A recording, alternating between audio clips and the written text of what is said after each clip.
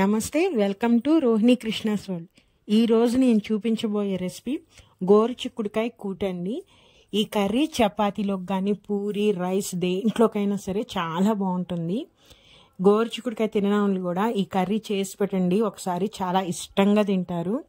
ఈ కర్రీ చేయడం కూడా చాలా ఈజీ అండి.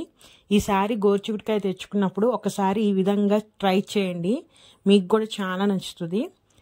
ఈ కర్రీ ఎలా చేయాలంటే ముందుగా గోరుచిక్కుడుకాయలు శుభ్రంగా కడిగేసేసుకొని మనము కట్ చేసి పక్కన పెట్టేసుకోవాలండి. నేను ఇక్కడ ఒక అర కేజీ గోరుచిక్కుడుకాయ తీసుకుంటున్నాను.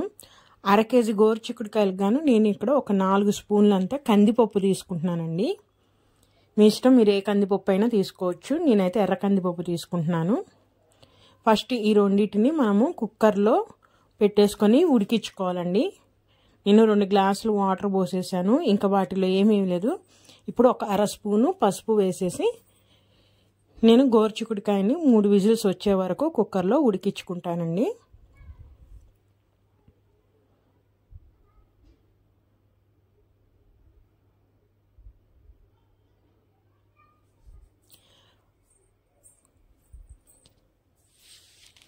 ఈలోపు దీనిలోకి మసాలా కర్రీ, దానికోసం నేను ఇక్కడ ఎండు కొబ్బరి, లవంగాలు, చెక్క, చిన్నులపై తీసుకుంటున్నాను. ఒక 2 స్పూన్లంతా ఎండు కొబ్బరి తీసుకోండి.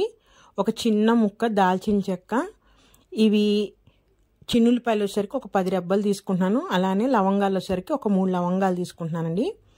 వీటన్నిటిని మనము మిక్సీ జార్లో వేసేసుకొని పేస్ట్ లాగా రెడీ చేసి పెట్టేసుకోవాలి. మనము గోరుచిక్కుడుకాయ ఉడికి అదంతా స్టీమ్ పోయేదాకా వెయిట్ చేసేయాలండి. చూసారా, చక్కగా ఉడికిపోయింది కదా. అలాగే దీంట్లో ఉన్న వాటర్ కూడా మనం పారేయకూడదు. మొదటిగా మనము ఈ గోరుచిక్కుడుకాయల నుంచి వాటర్ మనం స్ట్రెయిన్ చేసేసి పక్కన పెట్టేసుకోవాలండి. ఇంకా కర్రీ స్టార్ట్ చేసేద్దాము. నేను పొయ్యి మీద ప్యాన్ పెట్టేసుకుని ఆయిల్ వేసేసుకుంటున్నాను.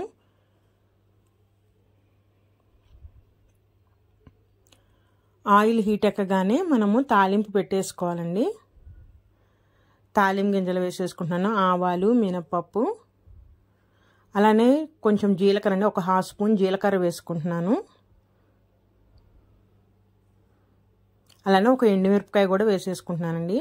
వీటన్నిటిని ఫస్ట్ మనము ఆయిల్లో బాగా ఫ్రై చేసుకోవాలి.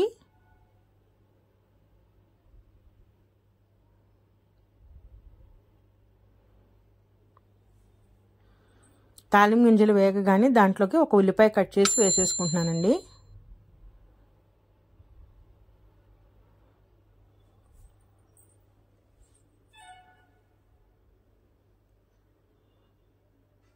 అలానే ఉల్లిపాయ వేగగానే కరివేపాకు, ఒక 2 రెమ్మల కరివేపాకు వేసేస్తున్నాను. కరివేపాకు కూడా వేయించాలి మనము. ఈ కరివేపాకు కూడా వేగగానే తాలింపు అంతా మనము ఫస్ట్ ఉడకబెట్టుకున్నాం కదండి గోరుచిక్కుడుకాయ కందిపప్పు అనేది, అదంతా వాటర్ తీసేసి మనము అదంతా ఈ తాలింపులోకి వేసేసుకోవాలండి. వేసేసుకొని ఆ ఆయిల్లో ఒకసారి మొత్తం గోరుచిక్కుడుకాయ, ఆ ఉల్లిపాయలు అవంతా గోరుచిక్కుడుకాయలో కలిసిపోయేటట్టు బాగా కలుపుకోవాలి. అలానే మనము వాటర్ అంతా డ్రైన్ చేసాం కండి, ఆ వాటర్ కూడా పడేయకూడదు. దాంతో కూడా ఒక రెసిపీ చేయొచ్చు అండి, నేను చూపిస్తాను. ఫస్ట్ ఆయిల్లో ఈ గోరుచిక్కుడుకాయ అంతా ఒకసారి బాగా కలుపుకొని ఫ్రై చేయాలి 1 నిమిషం పాటు. ఇక్కడ మనం కందిపప్పే కాదు పచ్చిశనగపప్పు కూడా తీసుకోవచ్చు. కాకపోతే పచ్చిశనగపప్పు తీసుకుంటే కొంచెం వేరే టేస్ట్ వస్తుందండి. అలానే పెసరపప్పు కూడా తీసుకోవచ్చు, మీ ఇష్టం, మీకు ఏ పప్పు ఇష్టమైతే అది. కందిపప్పు తీసుకున్నానండి ఈరోజు నేనైతే. ఇప్పుడు ఇందాక నేను కొంచెం పసుపు వేసాను, ఇప్పుడు కర్రీకి సరిపడా పసుపు, అలానే సాల్ట్ కూడా వేసేసుకోవాలండి.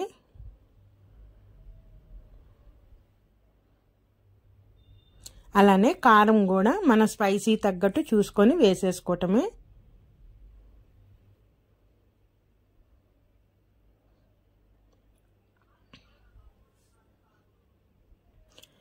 మనం రెగ్యులర్గా తినే కారం కన్నా కొంచెం తగ్గించేసుకోవాలండి ఈ కర్రీకి, అప్పుడు కమ్మగా ఉంటుంది కర్రీ అనేది. ఇప్పుడు ఆ పసుపు, ఉప్పు, కారం అనేది బాగా గోరుచిక్కుడుకాయలో కలిసిపోయేటట్టు బాగా కలిపేసుకోవాలి.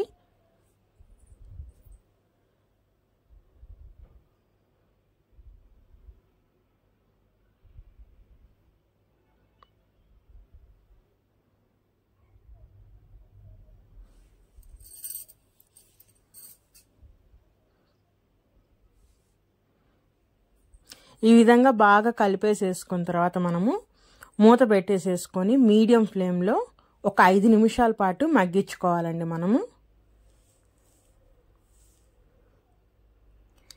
ఇప్పుడు వాటర్ తీసి పెట్టామండి, దానిలోకి మనము ఒక చిన్న రెబ్బంతా చింతపండు అండి ఆ వేడి వేడి వాటర్లో వేసేస్తే మనకి నానిపోతుంది.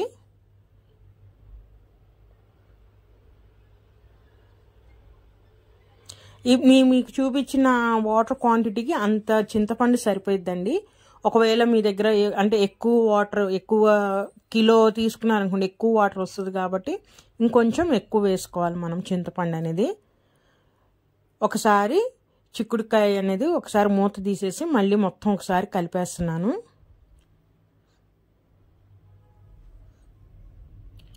ఇప్పుడు ఇందాక మనము గ్రైండ్ చేసి పెట్టుకున్న మసాలా పేస్ట్ ఉంది కదండి, ఆ మసాలా మొత్తము వేసేసేయాలి.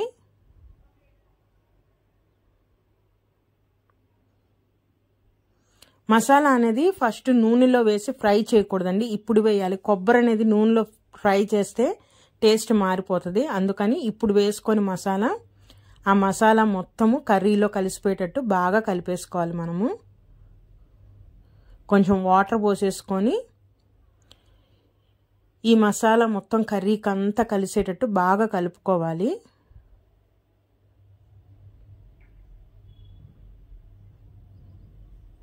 నేను ఇక్కడ కొంచెం వాటర్ కూడా పోసానండి, ఎందుకంటే ఇందాక అడుగంటింది కదా, అడుగు పట్టేసిందంటే కర్రీలో ఏమాత్రం తేమ లేదు కాబట్టి కొంచెం వాటర్ పోసేసి నేను ఇప్పుడు ఆ మసాలా మొత్తం బాగా కలిపేసేసుకొని మూత పెట్టేసేసి సిమ్లో నేను ఒక 5 మినిట్స్ పాటు ఉడికిస్తాను దీన్ని. మనము ఇది స్టవ్ మార్చేసి పక్కన పెట్టేసుకుంటున్నాను. ఇప్పుడు ఇందాక చింతపండు నానబెట్టాం కదండి, దాంతో నేను ఇప్పుడు చారు పెట్టేస్తాను. ఇదైతే ఫస్ట్ కర్రీ షిఫ్ట్ చేసేసుకుంటున్నాను. నేను మళ్ళీ వేరే గిన్నె పెట్టేసుకుని దాంట్లో ఆయిల్ వేసేసుకుంటున్నాను.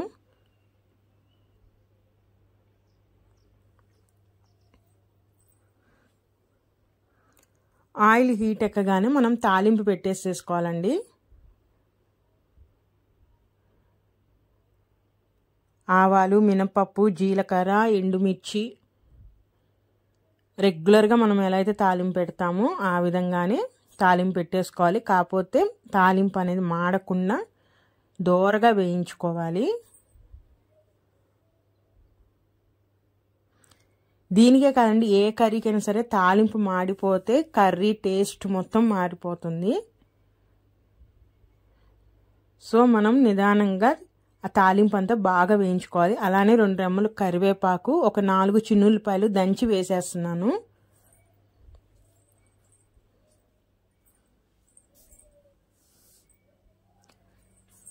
చారులోకి కానీ పప్పు చారు, వీటిలో ఏట్లోకైనా సరే చెన్నులపై దంచి వేసుకుంటే స్మెల్ చాలా బాగుంటుందండి. తాలింపు వేగగానే ఇవి కరివేపాకు ఇవి కూడా వేసేసుకోవాలి.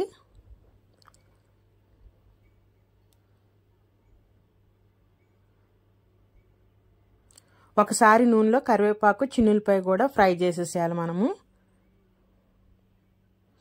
ఎప్పుడైతే వేగిద్దో చిన్నులపై మంచి స్మెల్ వస్తుందండి మనకి. జీలకర్ర కానీ చిన్నులపై కాంబినేషన్లో మంచిగా అయితే మంచి స్మెల్ వస్తుంది. ఇప్పుడు మనం వాటర్లో నానబెట్టాం కదా చింతపండుని, దాన్ని ఒకసారి కలిపేసేసి ఆ వాటర్ మొత్తము తాలింపులో పోసేసేయాలి. పోసేసి ఇంకొంచెం వాటర్ పోస్తున్నానండి నేను.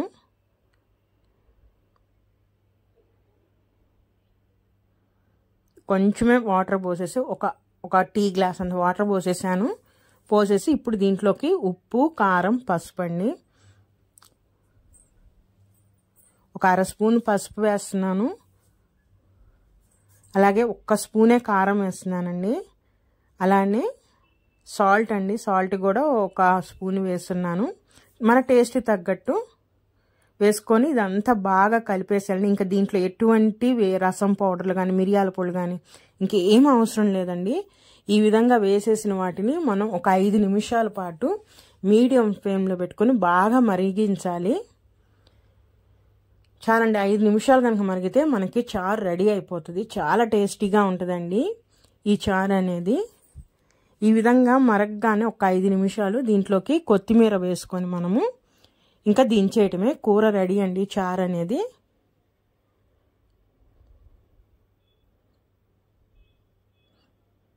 మనం మీకు ఈ చారు పెట్టుకోవడం ఇష్టం లేదనుకుంటే ఇందాక చిక్కుడుకాయలో కొంచెం వాటర్ పోసాం కదా మసాలా వేసినప్పుడు, ఈ వాటర్ పోసేసుకోవచ్చండి. కాకపోతే ఈ విధంగా చారు పెట్టుకుంటే మనకి ఒకేసారి 2 కర్రీలు రెడీ అయిపోతాయి. మనం రైస్లోకి ఆ చారుతో పాటు దీన్ని సైడ్ డిష్గా కూడా పెట్టుకొని తినచ్చండి. చాలా బాగుంటుంది రెండింటి కాంబినేషన్ అయితే. ఈ విధంగా మార్నింగ్ టైంలో అయినా సరే చాలా తొందరగా చేసుకోవచ్చండి కర్రీ.